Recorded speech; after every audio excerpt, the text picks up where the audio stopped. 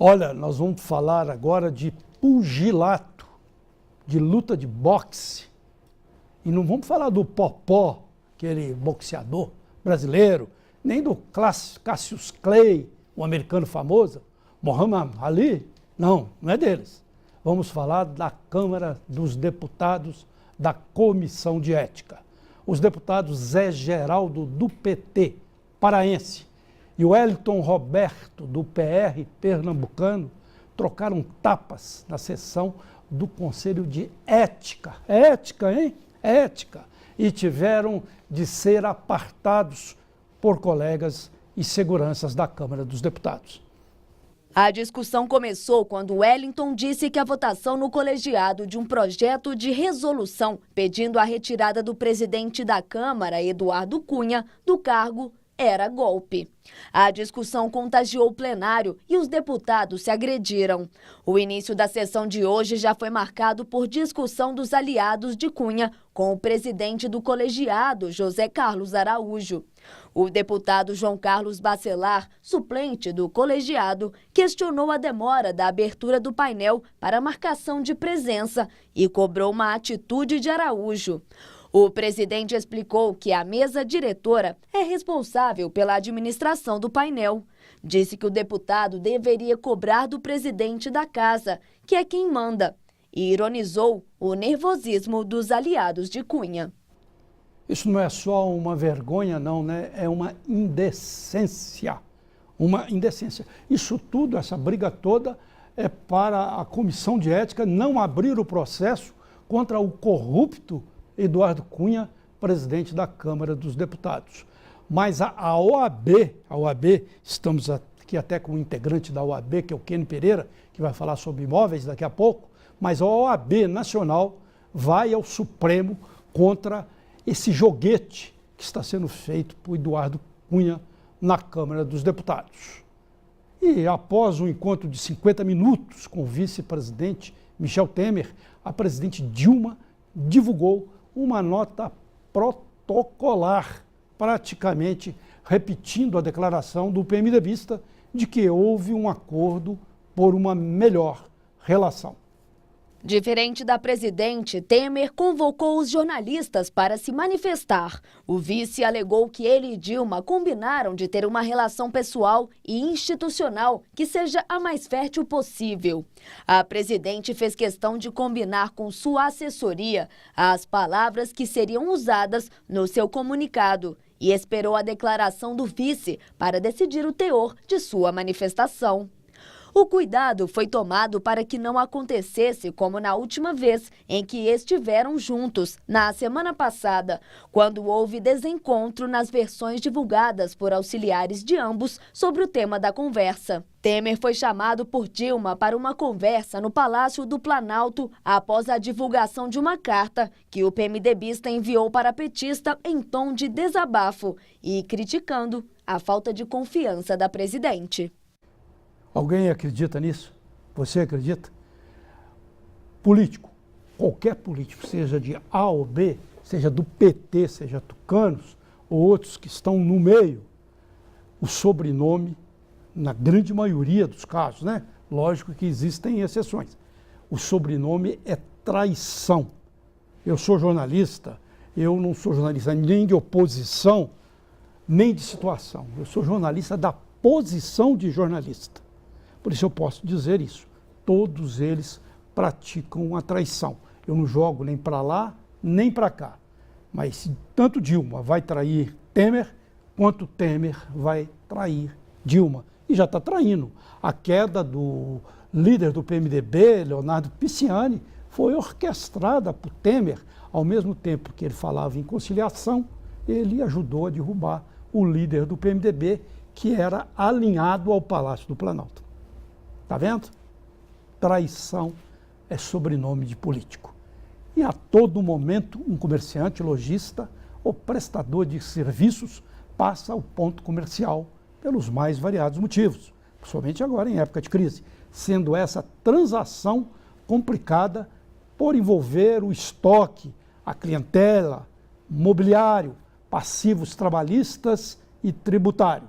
Mas, quando o local que é fundamental para a valorização do negócio, é alugado, o assunto exige mais cuidado por parte do inquilino para evitar prejuízos que podem, inclusive, atingir seus fiadores. Para falar sobre essa modalidade de negociação, nós recebemos Kênio Pereira, ele faz parte da Comissão de Direito Imobiliário da OAB de Minas Gerais. Kênio, muito prazer em recebê-lo aqui mais uma vez. Boa noite. Boa noite, tudo bem? Prazer Boa todo noite. meu, Barroso. Tudo bem com você? 100%. 100%. E esse caso aí, quais são os cuidados que devem ser tomados? Quando se trata de aluguel, parece que é pior, né? É mais complicado. E tem muita empresa aí fechando, muita loja. Passa muita... o ponto comercial, coloca aquela placa. Eu tenho Passa visto o muitas ponto. placas aí com isso, né? O que acontece é que a pessoa às vezes compra a empresa e aquele ponto comercial é fundamental para o novo ocupante. Nesse caso, aí tem que tomar cuidado, Barroso, que a pessoa compra às vezes a empresa achando que aquele ponto comercial vai agregar, vai ficar com ele e tecnicamente isso não é bem assim. O inquilino não tem o direito de passar a locação para outra pessoa, porque isso configura uma infração legal e contratual, a famosa sublocação clandestina. Não pode repassar. Não pode. Então, cabe ao inquilino, né, procurar o locador, a imobiliária, negociar um novo contrato para o novo ocupante. Aí, esse inquilino, agindo de forma criteriosa, vai fazer, então, um cadastro no novo inquilino, vai colocar outros fiadores e o locador vai encerrar a locação com o inquilino atual para passar a locação para o novo ocupante.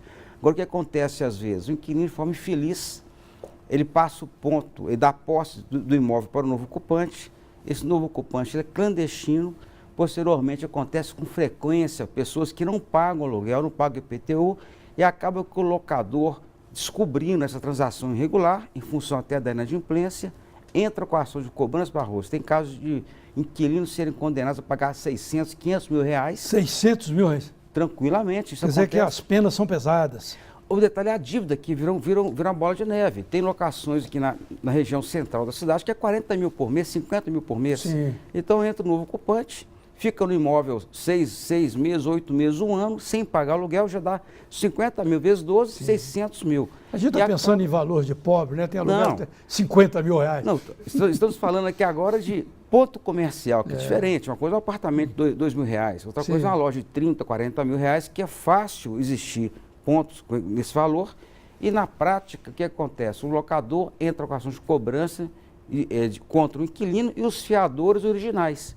E logicamente, o inquilino sendo condenado ao despejo do ocupante, só que esse ocupante ele não figura como parte do contrato. Então ele fica isento de pagar qualquer coisa, pode até arrebentar o imóvel todo e acaba que quem é condenado é o inquilino e os fiadores. E se o inquilino que saiu não pagar, o próprio fiador desse inquilino pode até perder a moradia para pagar a dívida, porque os bens pessoais, até a casa própria do fiador, responde pela dívida locatícia. Esse bem é penhorável, é levado a leilão para pagar um débito. Olha que tragédia, né, que pode ser, né? Acho que as pessoas, elas não têm noção o que é passar um ponto comercial. Há uma grande falta de cuidado em relação a isso.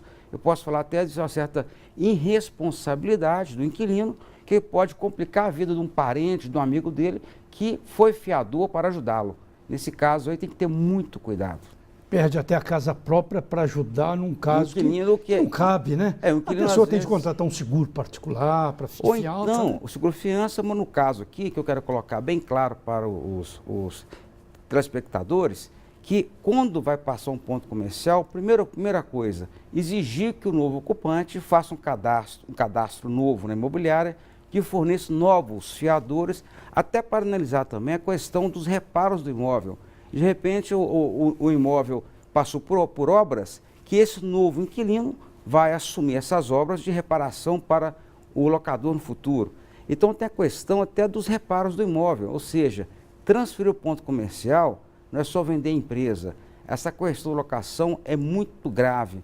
E tem casos que eu posso falar aqui em BH, recentes, que veio um senhor, né, com traços orientais, comprou 2 boates aqui em BH, Barroso. Pagou só o valor da entrada, entrou na posse dessas boates e não pagou mais nada. E os inquilinos originais estão sofrendo ação de despejo de cobrança por parte do locador, ou seja, houve um golpe aqui em BH contra 2 proprietários de boates. Então as pessoas às vezes são muito ingênuas. Então tem que ter muito cuidado para não ter um prejuízo de grande valor. Tá certo. Então, essa sublocação comercial, ela é até mais grave, assim, nesses tempos, do que a residencial, né? Com certeza, que a residencial é um valor menor, que envolve, os reparos são mais modestos de uma casa. Agora, tem imóveis comerciais que a pessoa, praticamente, ela reforma todo o imóvel e o proprietário, quando retoma o imóvel, pode exigir até que haja uma recomposição do imóvel no estado original. É comum investimentos, né, reforma de 300, 400 mil reais. Então, há realmente uma falta de cuidado das pessoas em passar ponto comercial. Outro alerta que eu passo também é que o inquilino muitas vezes contrata esses corretores de empresa, que esse corretor ele só quer ganhar a comissão dele. Ele passa o ponto comercial para frente. Corretor com aspas, né? Com aspas, porque ele é corretor para transferir o ponto. Mas esse corretor de imóvel, de empresas, quer dizer, não entende de área jurídica, não olha a locação, não verifica os reflexos futuros. Resumindo, o corretor de empresas ganha a comissão delicial e deixa o abacaxi na mão do inquilino. Deixa o pau quebrar, né? Tranquilamente. Então, acho que tem que ter muito cuidado em relação à locação comercial para evitar dores de cabeça e prejuízo para os fiadores, inclusive. Ok, eu lhe agradeço muito pelas suas informações. Por nada. E quero você de novo aqui semana que vem com sua análise, né, preciosa aí das questões imobiliárias. Boa Pode noite, contar muito comigo. obrigado. E o Redação VH News volta logo após um rápido intervalo.